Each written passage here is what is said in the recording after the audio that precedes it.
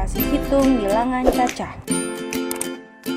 Hai Dava, apakah kamu tahu hari ini kita belajar tentang apa? Tentu saja dong, dan hari ini adalah hari yang sangat saya nantikan karena kita akan masuk ke materi baru, yaitu operasi hitung bilangan Caca, penjumlahan dan pengurangan, tetapi di bagian soal cerita. Halo anak-anak kelas 3, hari ini Ibu akan menjelaskan tentang soal cerita. Kita akan membahas permasalahan apa saja yang ada di matematika, dan kita juga akan selesaikan soal cerita tersebut. Nah, gimana caranya? Yuk Ibu jelaskan tips yang harus anak-anak lebih tahu terlebih dahulu. Nah, tips untuk menyelesaikan soal cerita. Anak-anak membaca kalimat per kalimat, kemudian dituangkan dalam kalimat matematika. Nah, setelah tips, Ibu juga akan menjelaskan beberapa kata kunci yang bisa kita gunakan untuk mudah menyelesaikan soal cerita. Untuk penjumlahan, kita bisa lihat setiap kata di dalam soal cerita. Yang pertama, penjumlahan. Kata kuncinya adalah membeli, diberi, menghasilkan, jumlah, naik, hinggap, bertambah, datang, dan lain-lain. Yang kedua, pengurangan. Kata kuncinya adalah menjual, memberi, selisih, turun, terbang, berkurang, pergi, dan lain-lain. Kemudian, Ibu juga akan menjelaskan cara menyelesaikan permasalahan dalam soal cerita. Langkah yang pertama, anak-anak setelah membaca kalimat per kalimat soal cerita, anak-anak tentukan hal yang diketahui atau nanti bisa kita tulis dengan singkatan DIK atau DIK. Yang kedua, tentukan hasil yang ditanya atau bisa kita singkat dengan DIT. Yang ketiga, tentukan kalimat matematikanya dan bagaimana cara menyelesaikan soal tersebut. Yang keempat, anak-anak setelah menyelesaikan penyelesaian, anak-anak membuat kesimpulan dari hasil yang didapatkan atau yang ditemukan.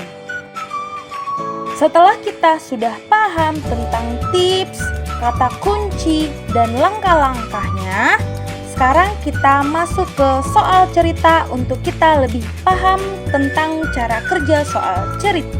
Soal yang pertama, Pak Mur membeli beras seberat 1.650 kg untuk dijual. Kemudian membeli lagi beras seberat 3.225 kg. Berapa kilogram berat beras yang dibeli Pak Mur? Kembali kita ingat langkah-langkah cara kerja soal cerita. Yang pertama yang harus kita lakukan adalah cari diketahui. Diketahui dari soal cerita ini adalah pembelian pertama beratnya 1.650 kg. Sedangkan untuk pembelian kedua beratnya 3.225 kg.